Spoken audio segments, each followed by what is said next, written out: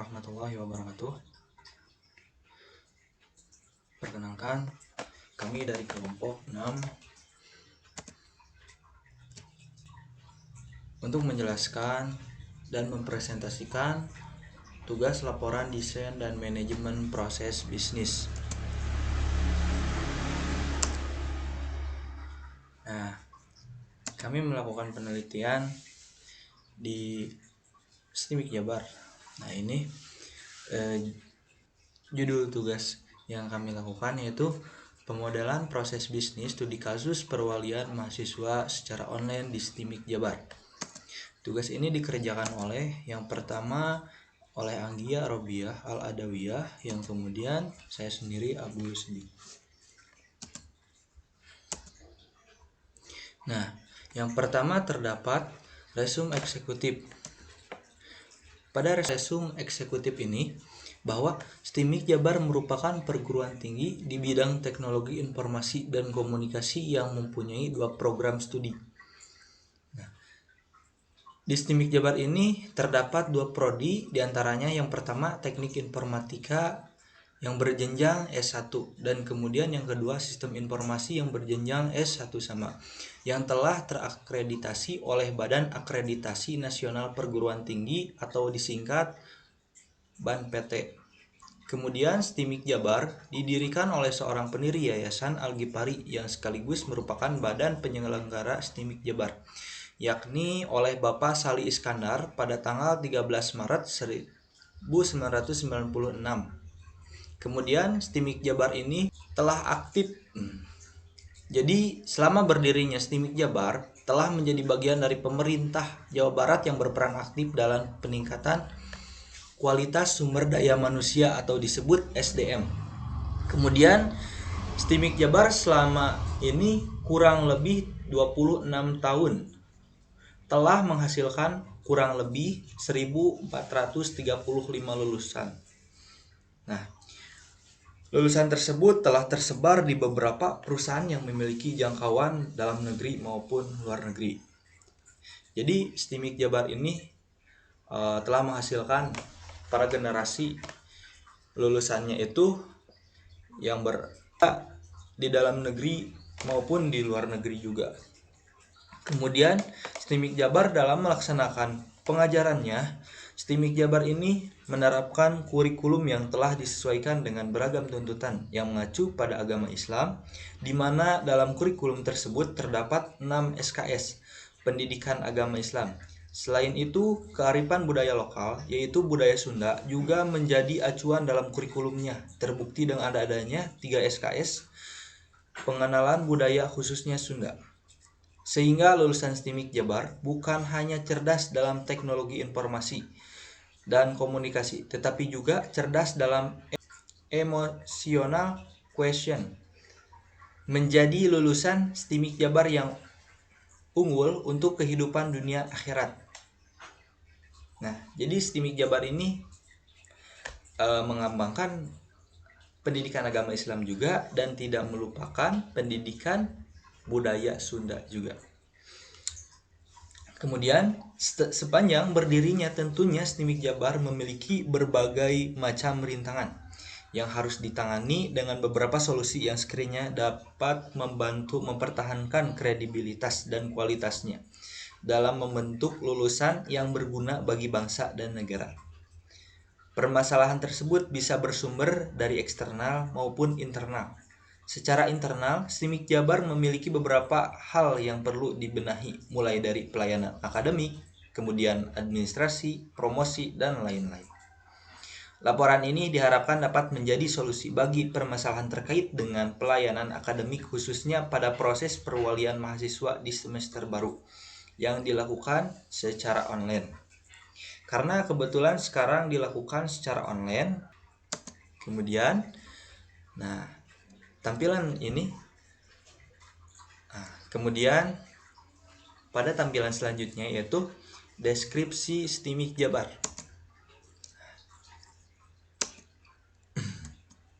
Nah, ini logo dari STIMIK Jabar. STIMIK Jabar merupakan salah satu perguruan tinggi swasta yang beralokasi di Kota Bandung yang didirikan pada tanggal 13 Maret 1996 oleh Ketua Pembina Yayasan Al-Ghifari, yaitu Bapak Sali Iskandar. Nah, pada deskripsi STIMIK Jabar ini udah saya jelaskan pada tadi resume eksekutif. Selanjutnya ada beberapa pembahasan pada deskripsi STIMIK Jabar. Lanjutannya yaitu STIMIK Jabar pada awal pendiriannya menyediakan beberapa program studi yang berhubungan dengan fokusnya, diantaranya yakni teknik informatika, kemudian sistem informasi dan akuntansi, serta manajemen informatika. Namun seiring dengan beberapa kondisi STIMIK Jabar saat ini hanya menyediakan 2 program studi, diantaranya sistem informasi dan teknik informatika. Kemudian pada saat ini STIMIK Jabar telah menjadi salah satu perguruan tinggi yang cukup terkemuka.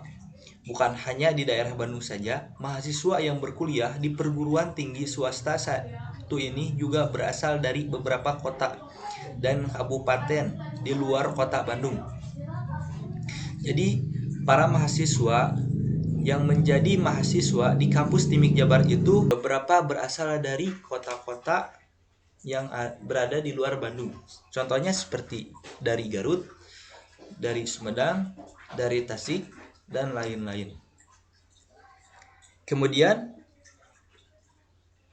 oleh karena itu, kredibilitas STIMIK Jabar tentunya tidak diragukan lagi. Setiap tahunnya, STIMIK Jabar selalu berhasil menarik minat para siswa maupun siswi dari SMA maupun SMK maupun juga dari aliyah yang berminat dan berniat melanjutkan pendidikan ke tingkat perguruan tinggi, khususnya bagi siswa yang berminat dalam bidang teknologi informasi. Namun meskipun begitu, STIMIK Jabar dibandingkan dengan perguruan tinggi lain memiliki beberapa kelemahan dalam perannya sebagai wadah bagi pembelajaran generasi muda. Di antaranya dalam segi sarana dan prasarana yang kurang memadai, serta tenaga pendidik yang cukup terbatas. Hal itulah yang seringkali menjadi hambatan bagi STIMIK Jabar untuk bersaing dengan perguruan tinggi yang lain. Terbukti dengan penurunan jumlah mahasiswa baru yang cukup signifikan dalam 3 tahun ke belakang. Pada tahun 2018, mahasiswa baru yang mendaftar tercatat lebih dari 200 orang mahasiswa baru. Namun bermula dari tahun 2019, mahasiswa baru yang mendaftar dirinya di STIMIK Jabar berkisar kurang dari 100 orang. Oleh karena itu, perlu diadakan evaluasi yang sekiranya dapat solusi agar STIMIK Jabar dapat menjadi salah satu perguruan tinggi yang lebih bersaing dengan perguruan tinggi yang lain. Nah, yang tadi disebutkan kondisi STIMIK Jabar pada saat ini. Nah, di sini terdapat tampilan gedung dari STIMIK Jabar. Kemudian slide selanjutnya yaitu hasil wawancara dengan narasumber. Yang pertama, mendapatkan informasi tentang nama lembaga. Nama lembaga tersebut yaitu Sekolah Tinggi Manajemen Informatika dan Komputer Jawa Barat. Kemudian yang kedua, badan penyelenggara yaitu oleh Yayasan Al-Ghifari. Yang ketiga, lokasinya itu berada di Jalan Soekarno-Hatta nomor 777 Kota Bandung. Yang terakhir yaitu jenis lembaga berupa perguruan tinggi swasta. Selanjutnya, visi lembaga. Visi lembaga dari STIMIK Jabar itu yaitu menjadi perguruan tinggi yang unggul dalam bidang teknologi informasi dan komunikasi yang fokus pada rekayasa perangkat lunak di tingkat regional pada tahun 2037. Nah, selanjutnya yaitu misi lembaga. Yang pertama, misi lembaga menyelenggarakan pendidikan bidang teknologi informasi dan komunikasi yang profesional dan berkualitas dalam rekayasa perangkat lunak. Kemudian yang kedua, menyelenggarakan penelitian dalam bidang teknologi informasi dan komunikasi yang mampu menyelesaikan masalah rekayasa perangkat lunak. Yang terakhir, menyelenggarakan pengabdian pada masyarakat yang berkualitas dan mengaplikasikan ilmu teknologi informasi dan komunikasi khususnya rekayasa perangkat lunak. Mungkin segitu yang bisa saya sampaikan. Untuk penjelasan berikutnya dapat dijelaskan oleh Anggia Robiatul Al-Adawiyah. Terima kasih. Baik, saya Anggia. Di sini saya akan melanjutkan presentasi dari kelompok kami mengenai laporan desain dan manajemen proses bisnis. Nah, di sini ada struktur organisasi dari STIMIK Jabar. Yang pertama ada badan penyelenggara, yakni Yayasan Al-Ghifari, lalu ketua pembina Bapak Sali Iskandar, lalu ketua pengawas Ibu Hajah Neti Nurjanati, selanjutnya ketua pengurus Bapak Haji Thomas Kun SPD MPD, selanjutnya ketua STIMIK Jabar yakni Bapak Kosidin STMkom dan wakilnya Bapak Idi Sumardi STMT, lalu ada pula ketua program studi Sistem Informasi dan Teknik Informatika yakni Bapak Edi Firdaus STMkom dan Bapak Bambang Subeno STMkom, lalu ketua SPMI yakni Bapak Ova Nurisma Putra STMkom, dan yang terakhir ada ketua LPPM yakni Bapak Muhammad Saleh Skom MM. Oke, yang selanjutnya ada penjelasan dari beberapa program studi yang tersedia di STIMIK Jabar. Yang pertama ada Sistem Informasi dan yang kedua Teknik Informatika. Nah, keduanya ini memiliki jenjang pendidikan yang sama, yakni sampai strata 1 atau S1. Nah, untuk sistem informasi sendiri memiliki 4 konsentrasi. Yang pertama, pengembangan sistem informasi, yang kedua, pengelolaan basis data, yang ketiga, e-bisnis, dan yang terakhir, sistem informasi kesehatan. Nah, untuk informatika sendiri, yang pertama ada rekayasa perangkat lunak, yang kedua pengembangan teknologi informasi, yang ketiga pemrograman web, dan yang terakhir multimedia dan animasi. Oke, setelah itu ada analisis kondisi sebelum adanya sistem atau SIS. Nah, di sini kami mengangkat dua permasalahan, yakni pembayaran uang kuliah, dan kontrak mata kuliah, di mana dalam dua sistem ini sering terjadi miskomunikasi antara staf dan mahasiswa itu sendiri. Jadi datanya sulit tersampaikan atau diupdate. Nah, untuk pembayaran uang kuliah sendiri, jika mahasiswa misalnya mentransfer melalui bank, nah bukti transfernya itu sulit untuk tersampaikan. Kadang-kadang mahasiswa juga lupa untuk memberikan bukti transfernya itu. Nah, disitulah timbul beberapa solusi yang kami angkat. Nah, yang kedua ada kontrak mata kuliah. Nah, di sini juga sering terjadi miskomunikasi antara mahasiswa dan staf mengenai jadwal perwalian. Nah, perwalian ini sering terlupa atau terlewat oleh mahasiswa karena informasi yang disampaikan oleh kampus terkadang sulit tersampaikan karena dalam sistemnya STIMIK Jabar masih menggunakan WhatsApp sebagai media penyampaian informasi. Oleh karena itu, jika mahasiswa STIMIK Jabar tidak memiliki kontak WA atau WhatsApp dari admin STIMIK Jabar itu sendiri, maka mahasiswa tersebut diperkirakan tidak dapat atau tidak mendapat informasi mengenai hal-hal yang berkaitan dengan kegiatan akademik di kampus. Oke. Nah, di sini ada BPMN dari perwalian mahasiswa secara online melalui SIA Plus. Nah, mengapa secara online? Karena untuk saat ini sistem belajar di STIMIK Jabar masih melalui daring atau dalam jaringan atau online karena ya disesuaikan dengan kondisi saat ini, yakni terkait dengan merebaknya pandemi virus corona. Oleh karena itu, kami mengusung perwalian secara online. Nah, untuk lebih jelasnya lagi, kita lihat BPMN di galeri. Nah, oke. Yang SIS itu yang ini. Sebentar ya. Nah, di sini dalam BPMN-nya terlihat ada beberapa pool. Ada 2 pool. Yang pertama, perguruan tinggi STIMIK Jabar serta mahasiswa. Nah, di perguruan STIMIK Jabar atau perguruan tinggi STIMIK Jabar ini tersedia beberapa LAN. Yang pertama ada staf akademik, yang kedua sistem SIA Plus, dan yang ketiga staf administrasi.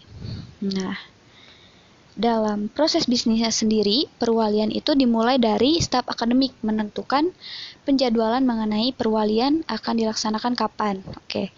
Nah, terlihat di sini BPMN-nya dimulai dari staf akademik itu sendiri. Nah, di sini startnya ya terlihat. Oke, setelah start ada event atau kegiatan proses. Nah, di sini memberikan info terkait perwalian yang telah dibuka melalui pesan WhatsApp. Nah, terlihat ya di sini masih menggunakan pesan WhatsApp, di mana ya itu tadi jika mahasiswa belum memiliki kontak STIMIK atau kontak WhatsApp STIMIK Jabar, memungkinkan sangat sulit mahasiswa menerima informasi update mengenai kegiatan akademik. Nah, setelah itu masuk ke mahasiswa. Nah, jika mahasiswa sudah tercatat di admin WA STIMIK Jabar, tentu mahasiswa tersebut akan menerima pesan tersebut. Oke, selanjutnya mahasiswa otomatis akan melakukan pembayaran uang kuliah atau SPP, karena di STIMIK Jabar sendiri jika mahasiswa belum membayar uang kuliah maka atau SPP pertama di semester tersebut, maka perwalian tidak dapat dilakukan atau belum sah gitu. Oke, yang selanjutnya ada gateway eksklusif. Nah, di sini ada beberapa opsi untuk pembayaran uang kuliah. Yang pertama ada transfer dan yang kedua ada cash. Nah, sebenarnya di sini yang menjadi permasalahan itu jika pembayarannya melalui transfer. Nah, di sini jika pembayaran transfer, maka mahasiswa akan mengirim pesan WhatsApp berisi bukti transfer. Nah ini sebetulnya ini sering terlupakan atau terlewat oleh adminnya sendiri melalui pesan WhatsApp, karena pesan WhatsApp itu seperti yang kita ketahui bahwa WhatsApp itu sering bertumpuk-tumpuk ya pesannya, jadi kurang bisa diandalkan karena ya begitu. Sudah terbukti bahwa sering terjadi miskomunikasi di STIMIK Jabar mengenai konfirmasi keuangan mahasiswa melalui transfer. Nah, jika jalur cash, nah di sini mahasiswa tentunya akan mengunjungi staf administrasi lalu melakukan pembayaran, dan tentunya staf administrasi itu sendiri akan membuatkan kwitansi. Nah, jika cash maka kwitansi tersebut akan diberikan langsung ke mahasiswa. Nah, berbeda jika transfer. Nah, kan mahasiswa mengirim pesan atau bukti transfer melalui pesan WhatsApp. Nah, si admin tentunya akan membuat kwitansi untuk pendataan atau ya arsip keuangan. Nah, jika transfer, maka staf administrasi ini akan mengirim kwitansi lagi melalui pesan WhatsApp yang tadi ya. Nah, ini juga sering terlewat karena ya begitu tadi alasannya. Oke, setelah itu kedua sistem pembayaran ini akan bertemu di sini. Nah, mahasiswa ini akan menerima kwitansi, sama-sama menerima kwitansi ya. Tapi ya, ada kekurangan dalam segi transfernya. Selanjutnya, setelah menerima kwitansi, staf administrasi akan melakukan rekap data mahasiswa yang telah melakukan pembayaran. Nah, fungsinya untuk mendata siapa saja yang sudah membayar. Nah, nanti rekap data ini akan diberikan kepada staf akademik untuk pengkonfirmasian siapa saja yang dapat melakukan perwalian. Nah, di sini ada staf akademiknya, Nah, staf akademik ya. Nah, akan membuka data tersebut, data yang telah diberikan dari staf administrasi. Setelah itu, si staf akademik ini akan membuka sistem perwalian bagi mahasiswa sesuai data. Nah, sistem di sini tidak lain melainkan Siaplus ya. Nah, jika mahasiswa tersebut belum membayar, otomatis belum dibuka sistemnya. Oke, setelah itu ya tentunya tidak dapat melakukan perwalian. Nah, setelah itu nah di sini masuk lagi ke mahasiswa.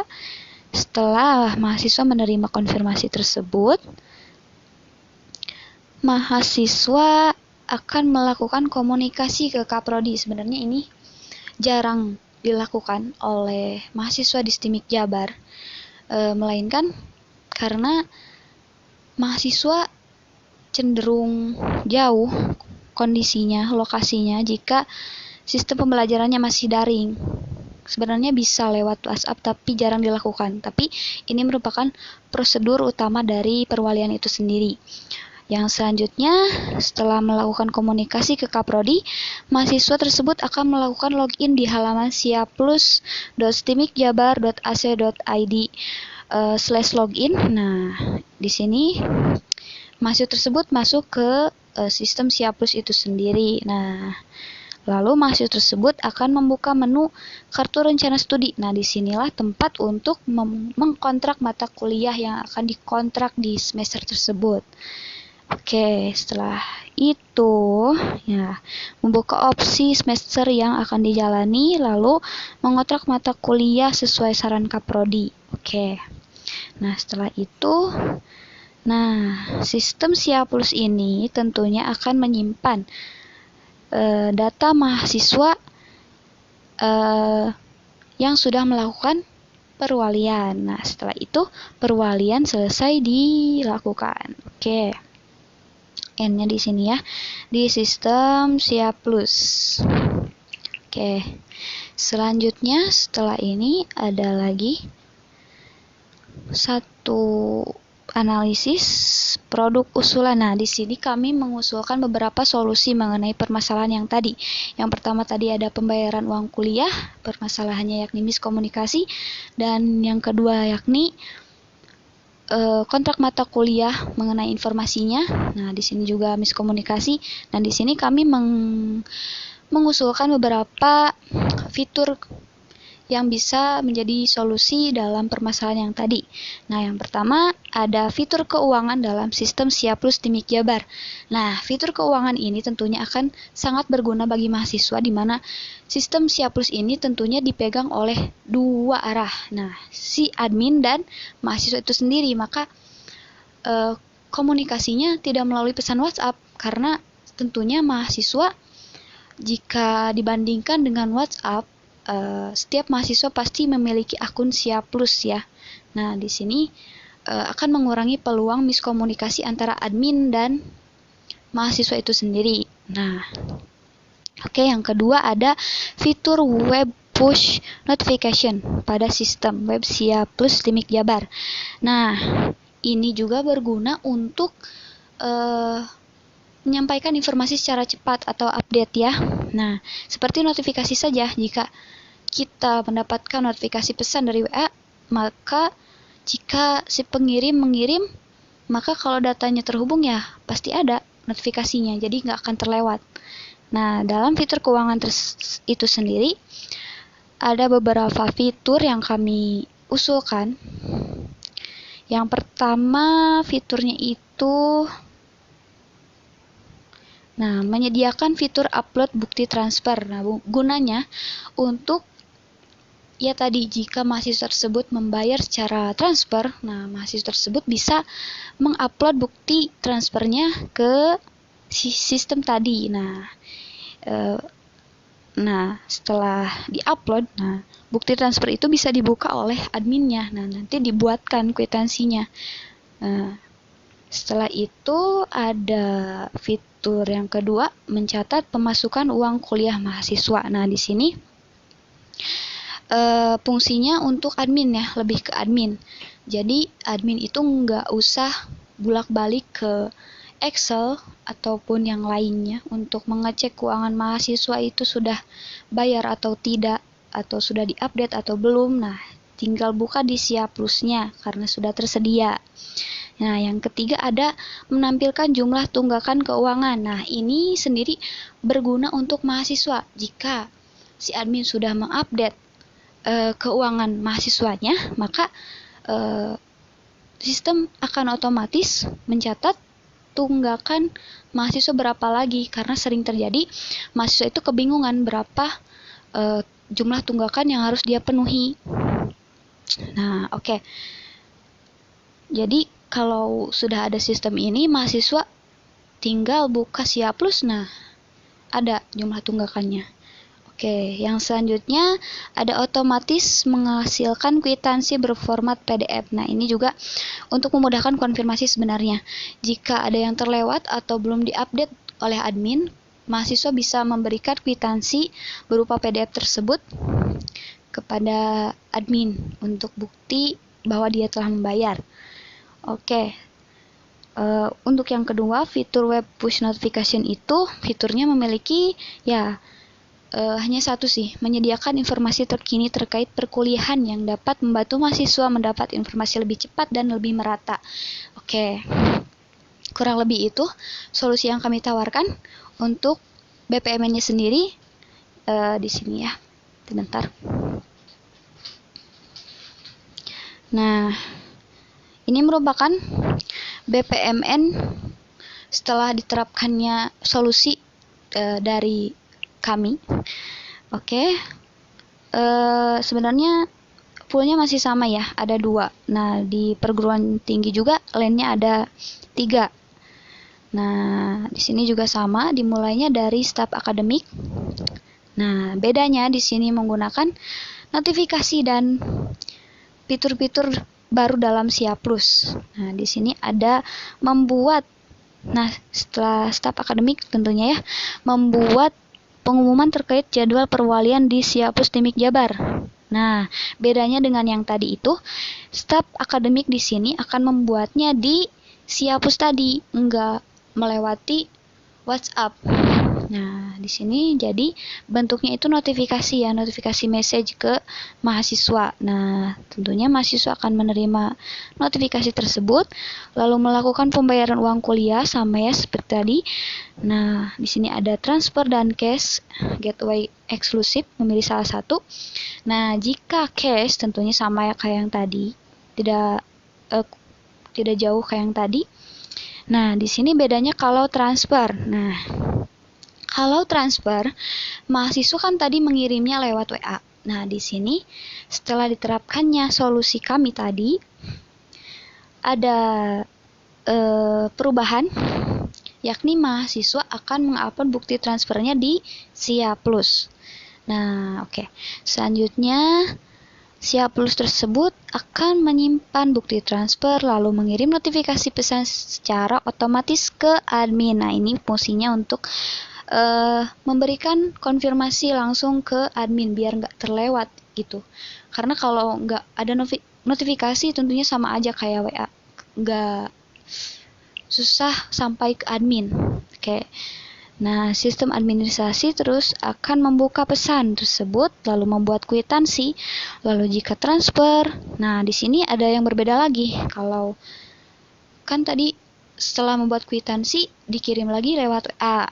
Nah, kalau di sini di-upload kwitansinya lewat Siaplus. Ya, lalu akan dikirimkan ke mahasiswa berbentuk notifikasi lagi ya, biar ada konfirmasi lagi atau informasi secara cepat ke mahasiswa. Oke. Setelah itu mahasiswa akan menerima konfirmasi atau notifikasi konfirmasi. Nah, setelah itu dari 2 sistem pembayaran tadi, cash dan transfer, akan bertemu di memperbarui data, sama sih kayak yang tadi ya. Administrasi lalu memperbarui data keuangan di Siaplus, lalu Siaplus menyimpan data. Oh iya, bedanya di sini memakai Siaplus ya, di-update-nya di Siaplus langsung. Menyimpan data keuangan, lalu sistem administrasi melakukan rekap data, lalu memberikan rekapnya ke ada akademik, lalu akademik membuka data, lalu membuka sistem perwalian, sama ya. Lalu membuat pesan konfirmasi perwalian yang sudah bisa dilakukan. Nah, di sini juga berbeda kayak yang tadi. Di sini sudah memakai tadi ya web push notification. Nah, web push notification itu sendiri bisa digunakan jika mahasiswa telah mengizinkan notifikasi dari web tersebut hadir atau muncul di ponselnya.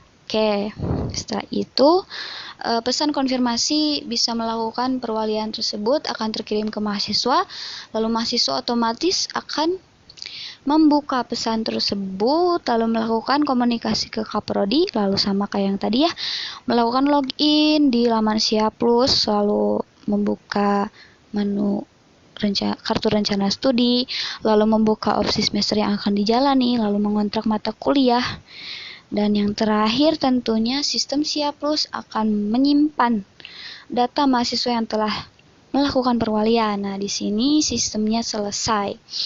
Oke, kurang lebih seperti itu solusi dari kami. Yang pertama adalah fitur keuangan yang ditambahkan di sistem Siaplus, dan yang kedua yakni penambahan sistem notifikasi di Siaplus itu sendiri atau web push notification. Oke. Mungkin seperti itu. Yang terakhir ada daftar pustaka dari laporan kami. Mungkin seperti itu. Kurang lebihnya mohon maaf. Terima kasih kepada Ibu dosen pengampu, yakni Ibu Dianti. Sekian. Wassalamualaikum warahmatullahi wabarakatuh.